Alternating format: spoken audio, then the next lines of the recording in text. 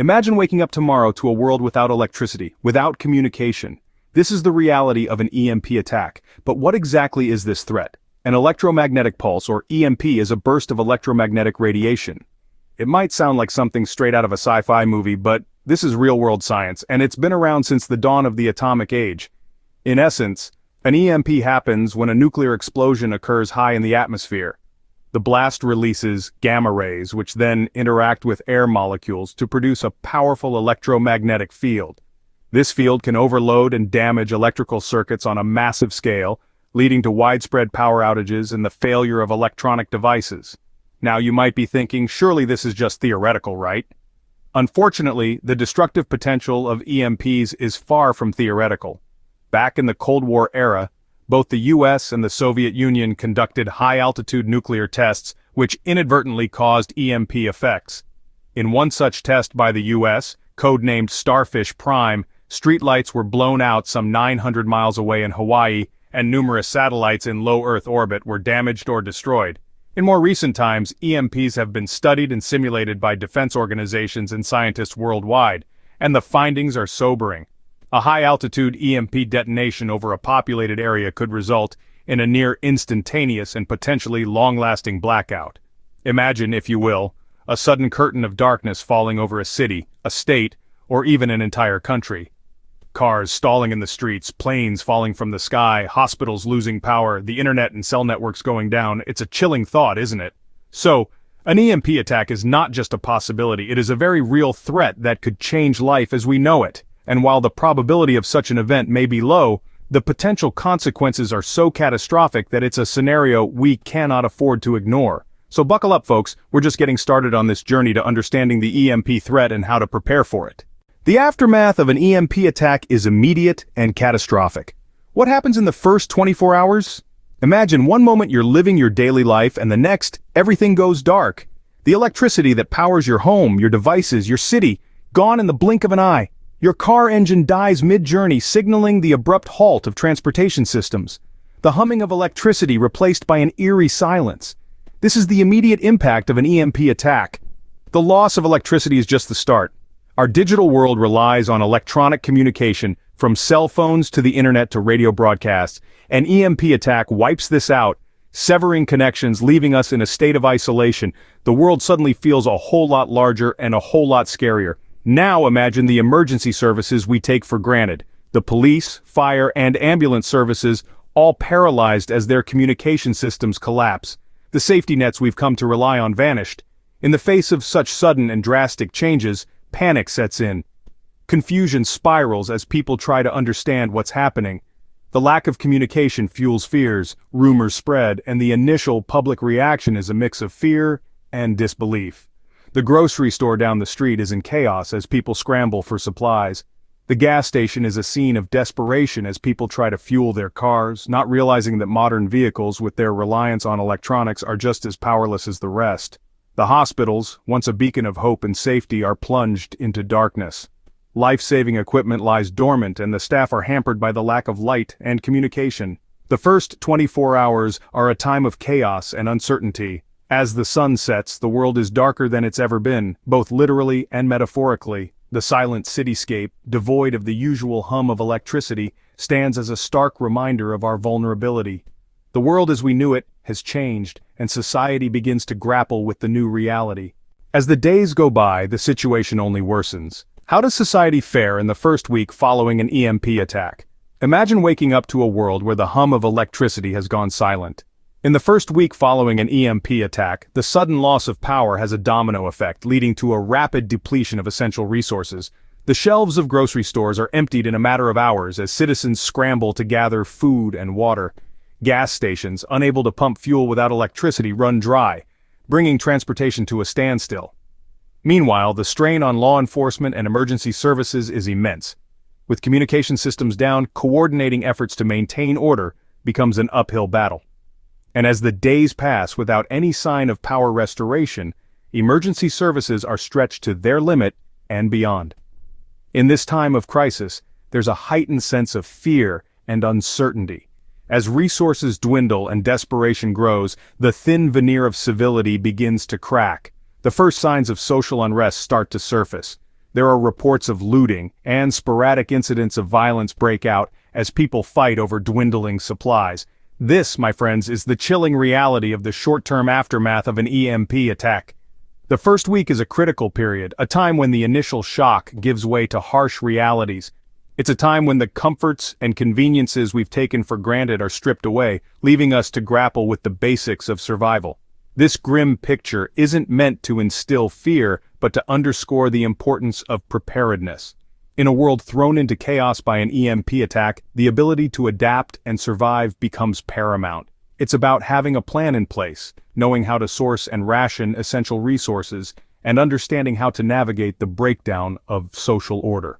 The first week following an EMP attack is a critical period, setting the stage for the challenges to come. So let's prepare, not panic. After all, forewarned is forearmed. With each passing week, the crisis deepens. What are the midterm consequences of an EMP attack? As we delve into the fourth week post-EMP attack, the initial shock and confusion give way to a stark reality. The failure of critical infrastructures, which seemed like isolated incidents in the early days, now reveal a domino effect. Power plants, water treatment facilities, and transportation networks, all interconnected in our modern world, collapse one after the other. This isn't a reset button, it's a cascade of failures that exponentially compounds the crisis. The scarcity of resources and the lack of law enforcement give rise to a darker side of humanity. Violence and looting become commonplace as desperation sets in. Homes, supermarkets, and even hospitals aren't safe from the chaos. The rule of law fades into the background, replaced by the rule of survival. It's a grim picture, but one we must face head-on if we're to navigate this crisis. Yet, amid this bleak landscape, there's a beacon of hope. Community preparedness and self-reliance. Those who had the foresight to prepare aren't just surviving, they're providing a semblance of order in a world turned upside down. Community gardens sprout up in vacant lots, neighbors barter goods and services, and makeshift militias keep the peace. It's not perfect, but it's a testament to human resilience in the face of adversity. In this midterm crisis, the role of the individual in a community becomes paramount. A carpenter, a nurse, a farmer. Their skills become invaluable in a society stripped of its modern conveniences. It's a return to basics, a return to the community, and a return to self-reliance. While the world outside may be in chaos, inside these prepared communities, life goes on.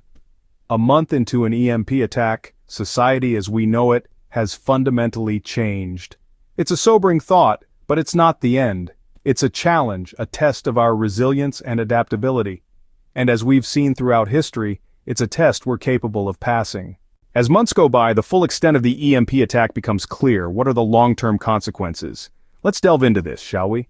Firstly, consider our food production. Modern agriculture is heavily reliant on electricity. From irrigation systems to refrigeration, electricity powers the tools that allow us to feed the nation. An EMP attack would devastate this system, leading to food shortages and subsequently a rise in malnutrition and related health issues. Next, let's discuss healthcare. Hospitals and clinics are dependent on electricity to function.